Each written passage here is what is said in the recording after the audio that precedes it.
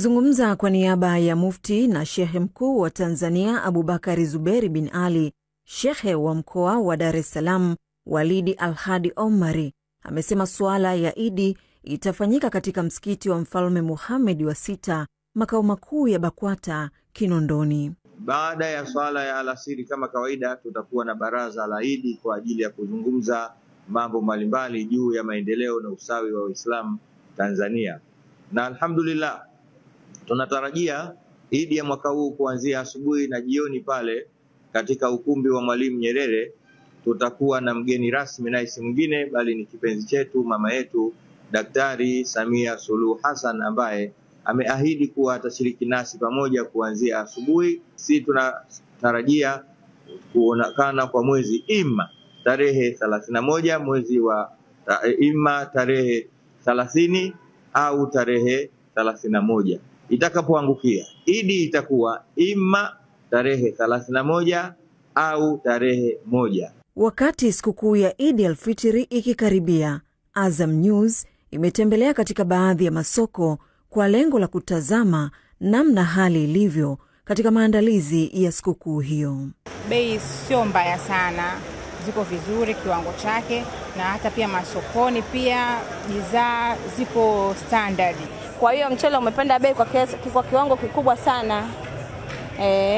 Na wateja pia sio kama zamani, wateja wamepungua. Mjini Unguja wafanyabiashara wao wanasema hali ya biashara zao haijachangamka ikilinganishwa na mwaka jana. Kwa jinsi tulivyokazoea mwaka jana muda kama huu, jinsi upepo unavyokuwa na mwaka huu tofauti kabisa. Mimi nawaambia wapunguze bei ya vitu kutokana na hali pia ngumu ya maisha.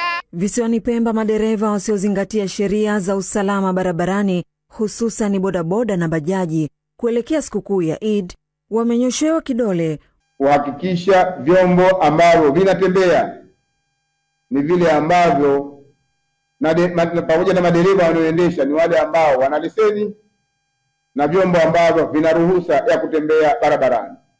Tutakuwa wakali sana kwenye maeneo haya na tayari tumeshaongeza nguvu ya kutusaidia usimamizi kuhakikisha wananchi hawa wanakwenda kwenye viwanja hivi vya kufurahishia watoto warudi majumbani wakiwa wako salama. Mkoani Lindi nako maandalizi ya sikukuu ya Eid yanashika kasi. Kwa mwaka huu biashara imekuwa ngumu kidogo. Yaani biashara inafanyika lakini sio kama ambavyo watu wamezoea miaka yote. Hata movement hamna. Bei zimepanda na vitu, nguo nini. Lakini sio kwa sana kutokana na mahitaji yalivyo na mtu binafsi hali alivyo. Mkoani Tanga suala la biashara likagusiwa kuelekea sikukuu ya Eid. Ni kweli hali inaonekana sio nzuri sana kwa biashara kwa sababu tulitegemea kwamba labda ingeanza mapema kuchanganya kuanzia watu na 10, 15, lakini safari hii imechelewa sana kuchanganya. Tunahisi kwamba majukumu yamekuwa mazito kwa wazazi na ndio maana biashara zimekuwa ngumu. Sikukuu ya Eid al-Fitri huadhimishwa baada ya kukamilika kwa mfungo wa mwezi mtukufu wa Ramadhani na kuambatana na shamra mbalimbali katika kufurahia siku hiyo.